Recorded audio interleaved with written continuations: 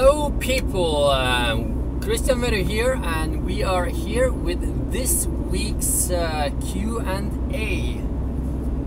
I am going to go through all the questions I've gotten this last week, and I think I'm going to try to do this kind of event every week, where I go through most of the questions that are relevant and useful to know about through my channel.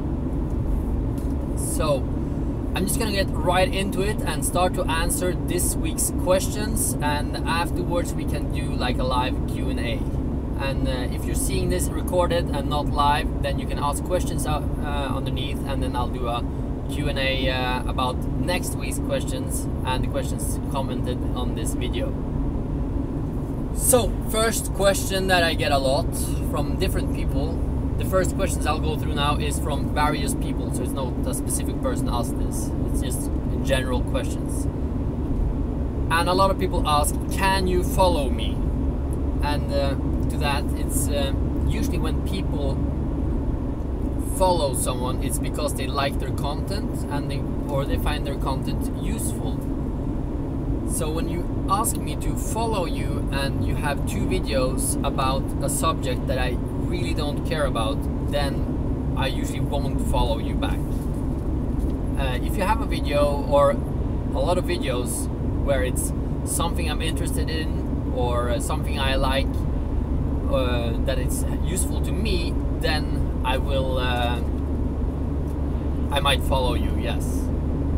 Also, there's a lot of people writing in the comment sub for sub and stuff like that. That's just pointless, because most people follow because they like the content, and it's a very bad way of getting subscribers. Second question, a lot of people ask, how deep is the pool where I film most of my videos? It's 5 meters deep, it's about 15 feet. The third question, how can you afford that pool? That's a question that got asked after I posted the video about welcome to my pool, a tour of my pool, which is a tour of a public pool where I usually go to, and most people understood that because it's said in the beginning of the video, and some people just read the headline and said that's not your pool. So correct, it's not my pool, but it's my pool in the way that it's your city when you live in that city. Another question, a lot of people ask, how can you sit on the bottom of the pool? For that, I just have to say I have a video about that, and you can just go through my channel and you'll find a video explaining exactly how you can sit on the bottom of the pool without floating up. Can you make a training video? To that, I'll just say I have a lot of videos which teaches how to hold your breath and how I'm training. But if you want a complete course, I made a course for Skillshare, and you can just go to Skillshare. I'll post a link in after this video when I'm done recording, and you can go to Skillshare and you can learn exactly how I am training, my complete training program, how I went to be able to hold my breath for 1 minute and 30 seconds and up to 7 minutes within 6 months. Another question is, a lot of people are saying about, I had a video, it's got a lot of views, it's about how to equalize the pressure in your ears, just squeeze your nose and blow out. For that, some people are saying, can't you just wear earplugs and that won't be a problem? And no, that is not the case. Wearing earplugs will not help you with that, because the pressure isn't coming from water pushing on your ears. It's becoming a vacuum inside your ears because of the air that is inside your ears is shrinking, so that wearing earplugs won't help you with swimming deeper and the pain in the ears. And also some people are saying that they get pain from blowing like this, and that is yes, you might get pain from that if you blow hard, but this is how they teach scuba divers to to equalize the pressure when you go deep. If you don't, you will burst your eardrum, and that's not very pleasant.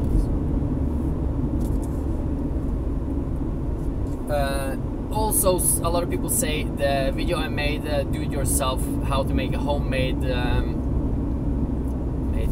diving tank, is dangerous, and if people go to the ocean and dive very deep with this, they can die.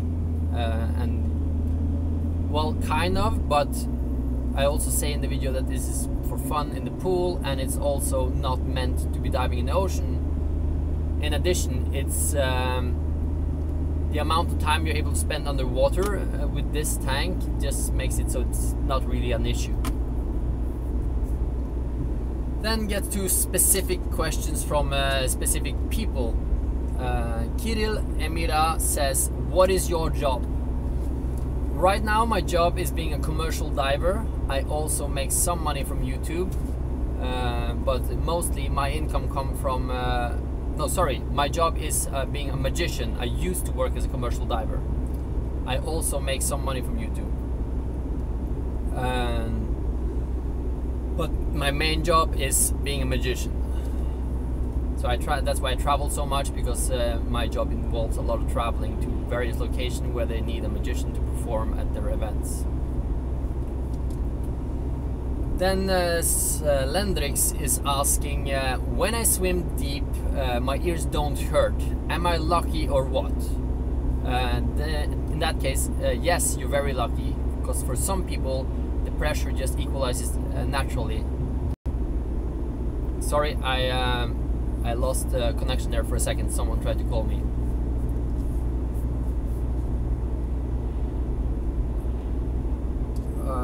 Let's see, another question here.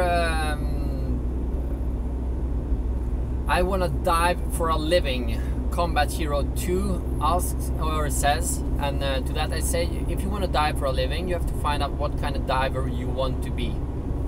If you want to be a commercial diver, which I was, that means you have to go to a diving school. That takes from half a year to 2 years, depending on where you go or what kind of school you go to.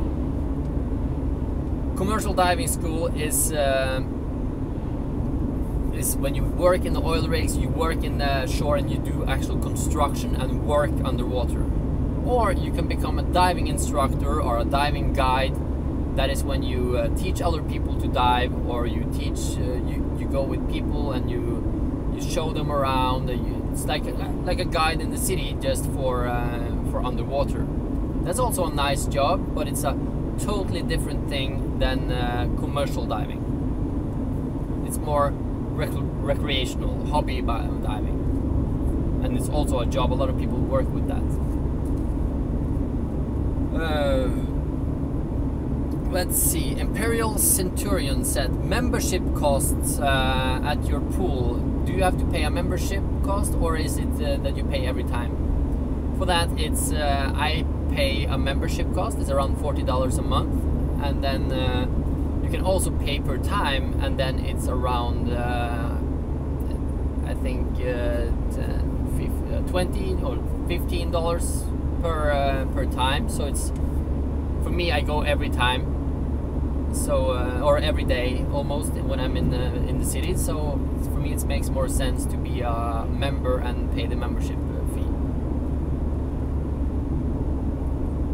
And then Smoke 6861 says, air can get stuck in your veins. I am a certified diver, and this is written on my video about the spare air, the small diving bottle that you can have in your mouth when you and dive around. This one is, the spare air is made for being a rescue bottle if you are diving and your regular bottle fails. But to say that using a spare air can get air bubbles stuck in your veins is totally wrong. As a diver, you get taught that if you dive and you're deep in the water, nitrogen bubbles build up in your blood, and if you go up very fast or you stay down too long and then go fast, sorry, it's a bit bad connection here, so if I'm falling out, that's because of that. Yes, I was talking about nitrogen bubbles can get stuck in your veins when you're diving. That is true when you are diving for a long time or go very deep. But with the spare air, you're only able to stay down for 3 minutes, or if you go deep, even it's like 2. Sorry, we got interrupted again. It's a connection and people trying to call me. Yes, the nitrogen bubbles don't get time to build up in your blood using the spare air, so it's no danger with that. And also, there's a ton of people writing comments on my YouTube channel saying I am a certified diver, I think this and this, and I know better than you. To that, if you have a PADI open water or a CMS 1-star, you're not really qualified to comment on those kind of stuff. If you're a dive master or a diving instructor, yes, of course, you know a lot about this. But for people who just took a diving course and then started commenting, you're better off not commenting, because mostly what you're commenting is wrong and you just sound like a smartass who tries to be smart. Then last question is, how many hours do you spend in the pool? I would spend all day. That's Davakin's sidekick who says that. I spend around an hour a day, or an average 6 to 7 hours a week, depending on how much time I have. And I mainly go there, do my training, and then I do a bit relaxing in the sauna afterwards. That is this week's questions, and I'll just look through the comments here now and then answer whatever comments have came in, and then I will end the live stream for today. See, a lot of people saying hello. Very nice that you're following me and commenting on my videos. Someone's asking how old am I? I am 32 until October, then I turn 33.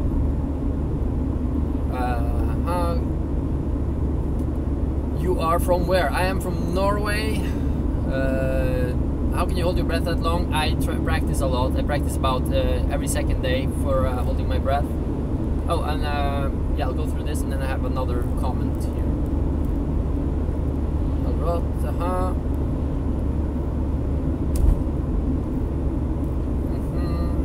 Just looking through the comments here. What's the best place to swim? Well, I like swimming if I go to Spain or to Nice or wherever you can find interesting things to look at. Or mostly I swim in the pool because it's I live in Norway and it's really cold in the ocean. What do you mean about Logan Paul? I don't really have an opinion. It's like what I have seen of him, I just think it's a bit stupid. I haven't. Pretty ridiculous what he's making. It's not really contributing any value to anything. Both Logan Paul and his brother. It's just I don't like their videos, but they're probably nice if you talk to them.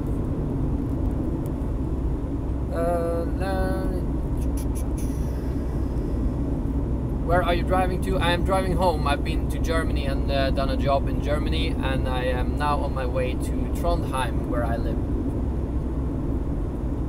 What is the box behind you? The box behind me is the escape act I did in Norway's Got Talent. If you Google or find my video from Norway's Got Talent, that's the box you see there, and that's what I did in Germany.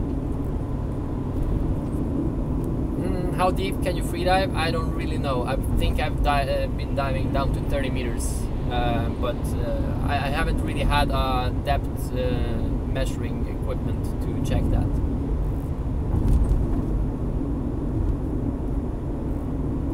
Right, where are you now? I will donate, but I have no money so far. Well, thank you. I'm swimming. Okay. Alright, that's today's questions, and I will end the live stream now. Before that, I just want to say, someone asked, I don't remember who, if can you train CO2 tables and O2 tables on the same day? And it's like, yes, you can do that. But I wouldn't recommend training both those tables all the time, continuously for many months, because you get overtrained, like you get overtrained with what's it called, normal training. So if you're training freediving, if you train really hard, then train hard for a month and then have a bit of a rest period, and then or else I just recommend that you train, you know, 4 times a week, maybe CO2 and O2 table training. Thank you for watching the live stream. I'm getting into the area now with very bad connection, so I am going to end the live stream. And thanks a lot for watching, and I really appreciate everyone who follows me on my YouTube channel. Last question before I go now is, what's the longest time you held your breath, and how long have you been diving? I've been diving for I say 10 years. I took my first scuba diving license, which was on PADI open water, when I was 18. That doesn't really count for me, so because I wasn't really diving a lot, I just took a license then. Can you make swimming goggles out of sunglasses? No, I don't think so. And my personal record of holding my breath is 7:45. So thanks for watching and have a nice day.